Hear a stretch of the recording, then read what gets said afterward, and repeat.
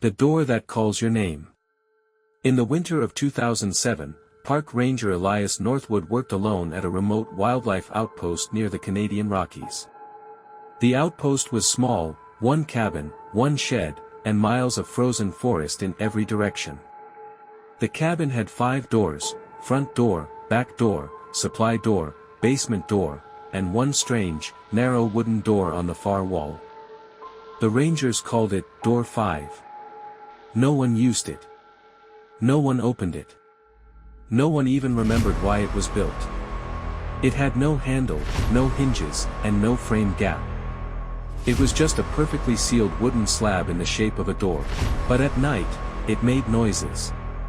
The first night.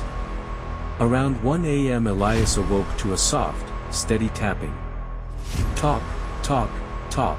He thought it was an animal, maybe a fox scratching the wall. But the sound was coming from inside the cabin. From door 5. When he approached it, the tapping stopped instantly. He stood there, waiting. Then a soft whisper came from behind the wood, "Elias." He staggered back, heart pounding. No ranger had ever reported anything like this before. The second night. He tried ignoring it. But at 1:07 a.m., exactly the same time, a new sound came. This time, it wasn't tapping, it was breathing. Slow, heavy, wet breathing. As if someone with a cold lung infection was standing right behind the wood. Elias called out, "Who's there?" The breathing paused. Then a low voice whispered, "Let me in." The temperature dropped. On the third night, the cabin became freezing cold. Frost crawled across the walls. The firewood wouldn't stay lit. And door 5 began to bulge outward.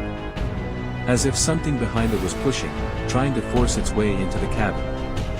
Elias grabbed his radio and called the ranger station. Before he could speak, he heard something new, rapid knocking. Not with hands. With fingers tapping independently, like dozens of them hitting the wood at once. The radio in his hands suddenly crackled to life with a broken, distorted version of his own voice saying, "Elias, open the door." He dropped the radio. The fourth night. Elias boarded up the door with furniture. At 1:07 a.m. everything in the cabin went silent. Then, all the furniture slid away from door 5. As if pulled by invisible ropes. The boards he'd nailed into the wall snapped one by one. And the door, the one with no hinges, began to open from the inside. A thin, pale hand slowly emerged from the crack. Not human. Too long. Too jointed. Too dark under the nails. It gripped the edge of the opening. Then another hand appeared. The room grew so cold Elias could see his breath. The voice whispered again, clearer than ever, "Elias, I'm here." When a ranger team arrived the next morning, the cabin was empty. The bed unmade. The stove cold.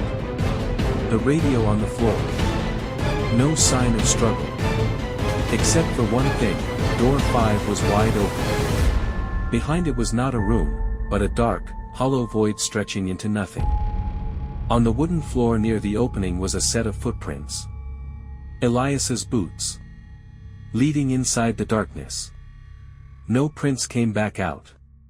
The door sealed itself shut again that same night. And it has never opened since. At least, not that anyone has reported.